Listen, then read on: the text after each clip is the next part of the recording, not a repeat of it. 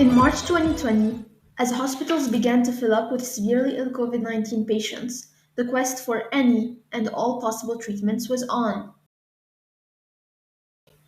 Former President Trump began to tout the public with the possibility of using the anti-malarial medicine hydroxychloroquine as potential drug for the treatment and prevention of COVID-19. Hydroxychloroquine, I don't know, it's looking like it's having some good results. I hope that would be a phenomenal thing.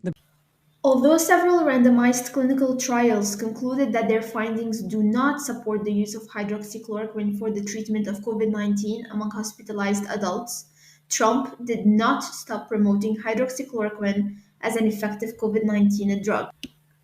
On March 21, citing a paper that was later ripped apart by experts, Trump tweeted, hydroxychloroquine and azithromycin, taken together, have a real chance to be one of the biggest game changers in the history of medicine, and said that the drugs should be put in use immediately. During his interview on 60 Minutes, when Biomedical Advanced Research and Development Authority Director Rick Bright was asked whether he thought that hydroxychloroquine would be a game changer, Bright responded, No, never. And the limited data available told us that it could be dangerous. It could have negative side effects, and it could even lead to death. On March 29, at Trump's urging, the FDA approved emergency use of hydroxychloroquine despite little evidence that it was effective in treating COVID 19.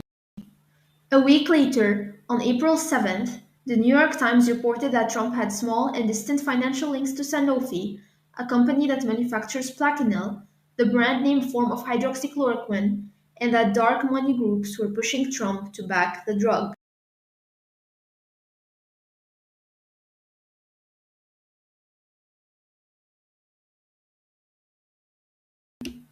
On May 5th, Bright filed a whistleblower complaint against the HHS in the U.S. Office of Special Counsel, an independent agency that protects whistleblowers, alleging that he was demoted due to his resistance to Trump's promotion of the unproven drug. Bright suggested that the administration prioritized chronism over science, and that he had been pressured to let politics drive decisions rather than science. According to Bright's whistleblower complaint, on March 23rd, Dr. Bright received an urgent directive passed down from the White House to drop everything and make the drug widely available to the American public. Describing the reaction of his lead COVID 19 scientist when Bright got this directive, he said, I believe his expression was at the time that, we've been hit by a bus. After his team tried to limit access to the drug to hospital patients only, Bright was reassigned to what he considered a lesser role at the National Institutes of Health. Subsequently, Bright filed a whistleblower complaint where he expressed a strong belief that he was retaliated against because he raised concerns about hydroxychloroquine. I believe my last-ditch effort to protect Americans from that drug was the final straw that they used and believed was essential to push me out.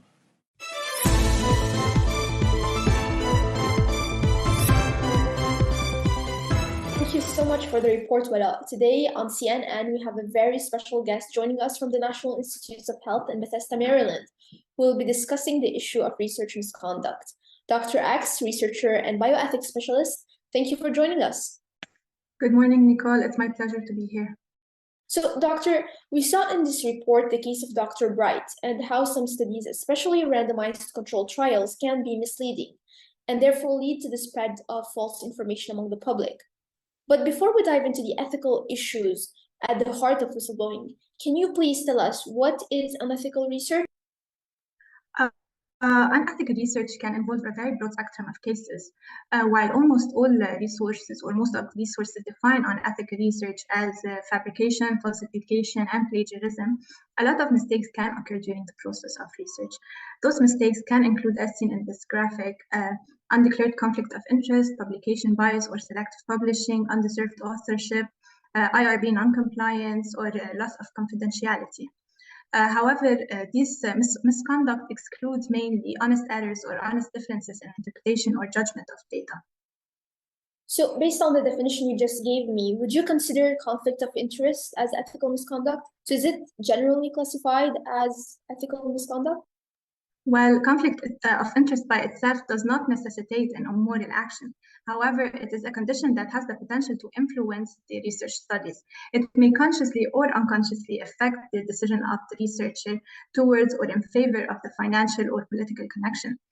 We have seen this especially with the research backed up by pharmaceutical companies in the past. So even though the conflict of interest may not influence research one way or another, full disclosure and transparency is required from a researcher in order to allow the evaluator or the reader to decide whether this has affected the results or not. But doctor, and correct me if I'm wrong here, it's very rare for institutions or offices of research integrity to identify possible research misconduct on their own. The process often requires a complainant, or what is known as a whistleblower, for the detection of these actions. That's correct, right? Indeed, whistleblowers are essential to maintaining ethical research. However, whistleblowers face an ethical dilemma. To some, this might appear heroic, while to others, it is reprehensible.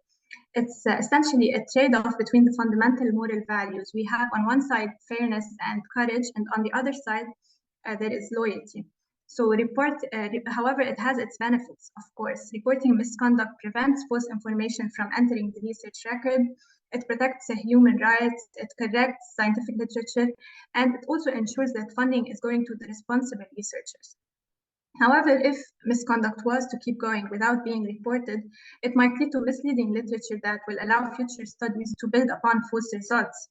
It can also affect clinical practices that directly deal with human lives. And ultimately, this might lead to a loss of the public trust in the progress of research and healthcare. Dr. X, I hear what you're saying, but knowing that speaking up is very important for limiting research misconduct, and as you just said, for science to regain the trust of the public, why is it so rare to hear about such cases? Well, throughout history, we have seen several whistleblowers being retaliated against after speaking up. We have all heard of the case of the infamous Dr. Nancy Olivieri, who went into a years-long battle with Apotex. They are often ostracized, they are pressured to drop allegations, they are threatened with counter allegations or lawsuits. They can lose desirable assignments, they lose their funding for the research, and some of them might even be demoted or fired from their work. So they have been obvious targets throughout history. This is likely associated to our social norms that stand in the way of speaking up to other people's wrongdoings. Humans value belonging to a group, feeling loyal to the group. The importance of hierarchy in institutions, they fear being labeled as snitches, or ultimately fear suffering accusations and being retributed by peers, institutions, and even the public. Although we have encountered leaders such as Dr. Olivieri, who was later hailed as a hero in the research community for her moral courage, we have also had our fair share of fraudulent researchers, like the notorious Dr. Andrew Wakefield, who is considered the leader of the anti vaccine movement due to his 1998 publication falsely claiming non existent causative links between the MMR vaccine and autism. The discredited doctor was later hailed by the COVID 19 anti vaccine movement.